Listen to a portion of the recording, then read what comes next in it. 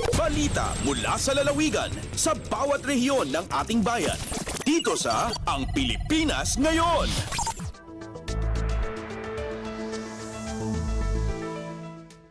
Narito na ang bugso ng ating mga regional news. Dumako muna tayo sa rehiyon ng Luzon. Mga guro ng Mariano Marcos State University dumaan sa digitalization training na sabing universidad target na magamit ang mga makabagong teknolohiya sa kanilang trabaho. Ang kabuang ulat ihahatid sa atin ni Jude Pitpitan mula sa Lawag. Tapno mapasingkadan gan masigurado a kabaela na sumabay dagiti kabaro ang mga isursuro ti Mariano Marcos State University iti kinalawa asakop ti panagisuro kadagiti estudyanteda inyo swat tinasoo nga universidad ti training kadagitoy iti bennek ti makabaruanan a teknolohiya iti panagisuro 28 a new hired instructors ti nakipagpasat iti nasoo a training kunan ni MMSU Vice President for Resource Generation Management Bjorn Santos napatag nga amo dagitoy amang isursuro dagiti mausar a plataporma iti panagisuro gaputag serserbi daytoy arangtay tapno nalaklakada nga i-reach out dagiti estudyanteda ken iti napimpinta sa kapadasan dagiti estudyante iti panagsursuro da. Raman tinaso nga training kat iti sumagana data privacy, artificial intelligence policy, branding standards, employee portal, MMSU accounts on various educational platforms, ken panangawat iti MMSU virtual learning environment wenno MVLE features and resources. May palagip nga inbaga ni MMSU President Dr. Julius Manzano Jr. May isa kadagiti prioridad da ti administrasyon na ket iti panagusar ti digital dagiti empleyado pakaibilangan ti teaching ken non-teaching staff iti panagtrabaho da. Manipod iti syudad ti Lawag, Jude Pitpitan para iti Radyo Pilipinas World Service. Balita mula sa lalawigan sa bawat rehiyon ng ating bayan. Dito sa Ang Pilipinas Ngayon.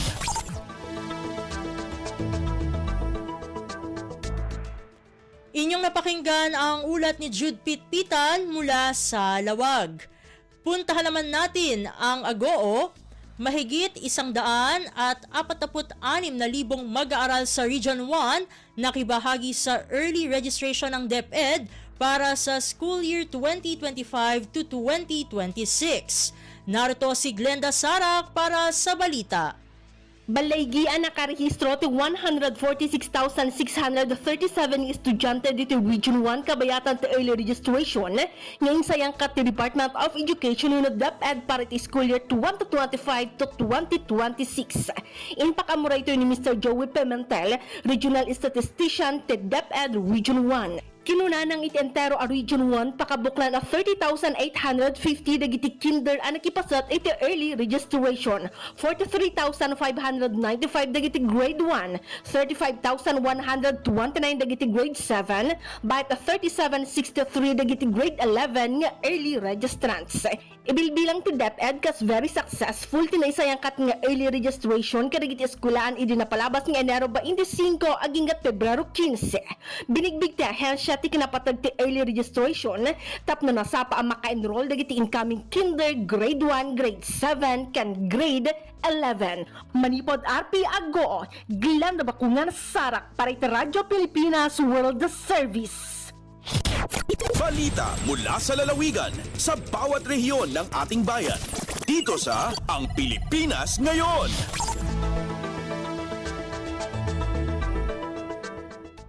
Inyong napakinggan ang ulat ni Glenda Sarak mula sa Agoo. Dakuin naman natin ang rehiyon ng Kabisayaan.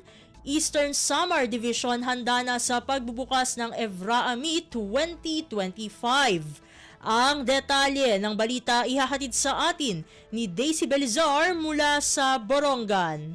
Andam na ang Department of Education, Eastern Samar Division, hapag panagbalayan Eastern Visayas Regional Athletic Association Meet 2025 nga pagdudumaraon na bungtan Dolores ng Canavid tinikangan buwas February 21 nga 25. Sumalakan Mr. Abner Aclau, Division Sports Officer, por luminos 3,000 nga mga atleta, coaches, tika nga 3 nga division offices. Upod na yung mga officiating official, regional personnel, ang magkakatitiro para ang 7 nga sporting event nga pagpapaisan isanan. kabataan, partikular ang boxing, softball, billiard, sipak takraw, table tennis ngan futsal. Samtang ang ibang event ivray no iyasan Hamaasin City ngan Tacloban City. Pinaagi ni ginlalauman nga makakapilan Eastern Visayas sin pinakamagkarit nga atleta nga ilalaban na palarong pambansa Halawag, Ilocos Norte hamaabot nga Abril 20. Tika nga Borongan City, Daisy Laloso Bilizar para Radyo Pilipinas World Service.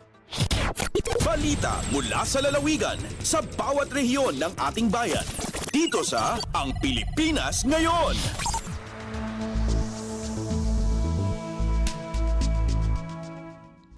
Inyong napakinggan ang ulat ni Daisy Belizar mula sa Borongan. Dumako naman tayo sa Sogod.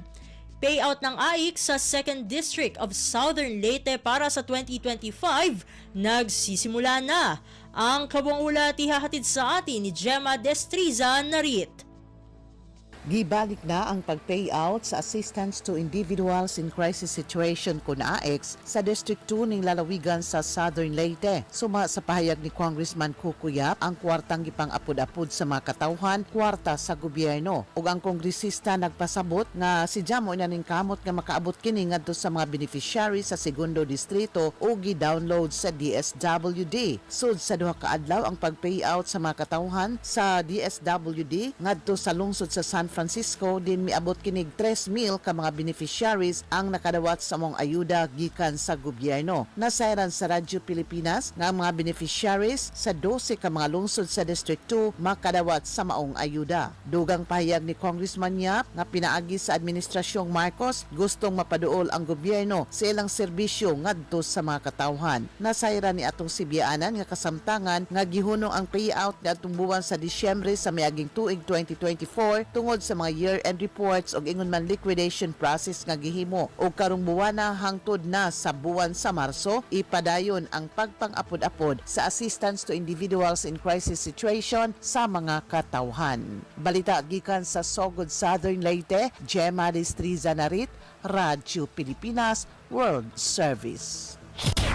Balita mula sa lalawigan sa bawat rehiyon ng ating bayan. Dito sa Ang Pilipinas Ngayon.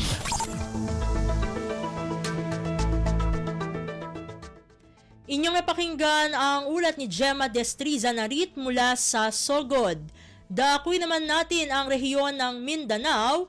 Commander Maria Malaya, nais ng militar na sumuko na ito ngunit pinili niyang mamatay sa bundok. Ang detalye ng balita ihahatid naman sa atin ni Ryan Carbon mula sa Cagayan de Oro. Gihangyong personal pa sa militar si NPA Commander Mirna Solarte alias Maria Malaya nga mokanaog na sa bukid aron manginabuhing normal sama sa daghan na sa iyang mga kauban nga misalikway sa armadong pakigbisog. Niingon si AFP Eastern Mindanao Command Commander Lieutenant General Luis Rex Bergante nga natigayon kini pipila ka semana sa wala pa ang full-scale operation sa ilang tropa sa 901st ug 401st Battalions batok sa grupo ni Malaya diin siya napatay sa barangay Pianing, Butuan City sa miaging semana.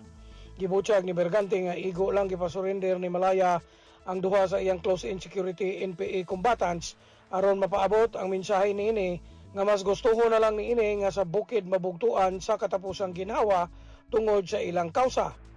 Siya miingon nga dili na makamahay si Malaya kay isip representante sa gobyerno gibuksan unta niya ang pultahan sa pakig-uli apan mas gipili niini nga padayong makig-away. Siya ang kaabag sa iyang bana nga si Jorge Madlos alias Kaores nga unang napatay sa militar sa engkwentro sa Bukidnon tuig 2021. Gikan sa Cagayan de Oro, Ryan Carbon para sa Radyo Pilipinas World Service. Balita mula sa lalawigan sa bawat rehiyon ng ating bayan. Dito sa Ang Pilipinas Ngayon. Inyong napakinggan ang ulat ni Ryan Carbon mula sa Cagayan de Oro. Puntahan naman natin ang Zamboanga. Kauna-unahang Products Fair inulunsad sa Zamboanga City bilang bahagi ng ika-88 araw ng Zamboanga City. Narito si Shirley Espino para sa balita. Oficialmente ya abría el primera vez Feria Productos de Ciudad de Zamboanga como parte de la celebración del AKA-88 Día de la Ciudad de Zamboanga este año. La actividad que abrí na Plaza Pershing en esa ciudad y organiza el City Investment and Promotion Services Division y el Oficina del Turismo junto con el Department of Trade and Industry o DTI. Diferente mga produkto del mga micro, small, medium enterprises o MSMEs que te incluí cuantos mga food y non-food establishments y también mga agri-products el puede comprar el mga consumidores na mencionado products fair. Desde na RP Zamboanga y si Shirley Espino para na Radyo Pilipinas World Service. Balita mula sa lalawigan sa bawat rehiyon ng ating bayan. Dito sa Ang Pilipinas Ngayon.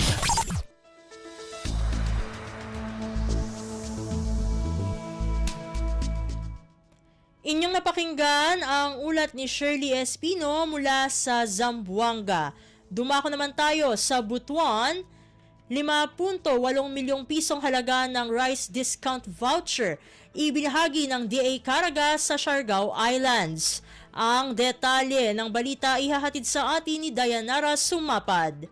Mitabok ngadto sa Siargao Islands, Surigao del Norte ang Department of Agriculture o DA Caraga aron ipadayon ang paghatod sa kinatibuk ang 5.8 milyones pesos nga rice discount vouchers ngadto sa mga farmer beneficiaries nga naglangkob sa pipila ka mga lungsod. Gimadamana nga 2,537 ka mga mag-uuma sa humay ang nakabenepisyo sa mga programa sa Fertilizer Discount Voucher or FDV, Biofertilizer Discount Voucher o BFDV, ug Soil Ameliorant Discount Voucher o SADV sa 8 ka lungsod sa Maong Isla. Ang mga lungsod sa Santa Monica, Burgos, San Isidro, San Benito, Pilar, General Luna, Del Carmen, ug Dapa nakadawat og FDV nga mokabat sa 4.2 milyones pesos nga naglangkob sa 889 ka ektarya.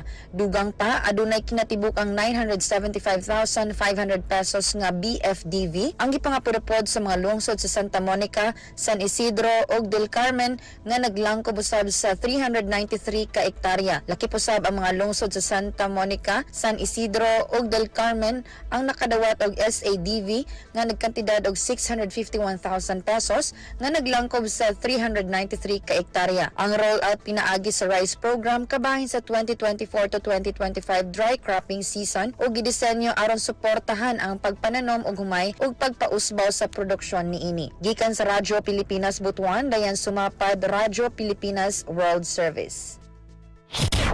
Balita mula sa lalawigan sa bawat rehiyon ng ating bayan. Dito sa Ang Pilipinas Ngayon.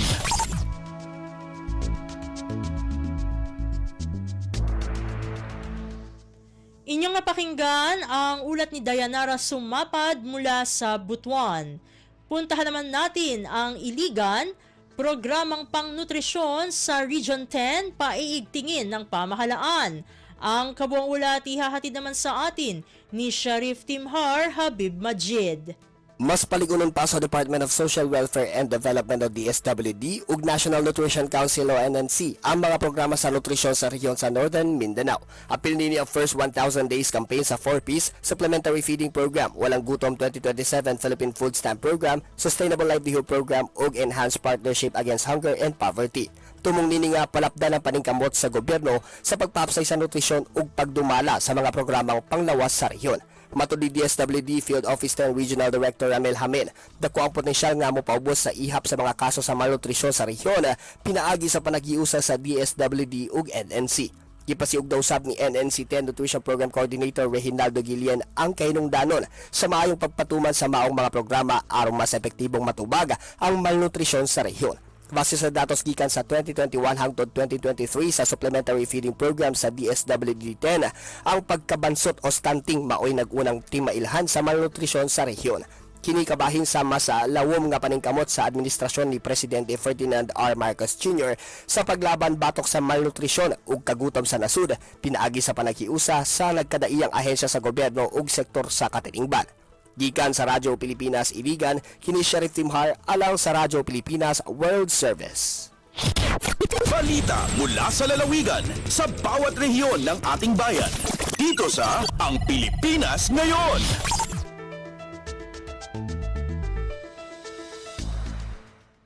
Inyong napakinggan ang ulat ni Sharif Timhar Habib Majid mula sa Iligan. Dito na nagtatapos ang ating regional news.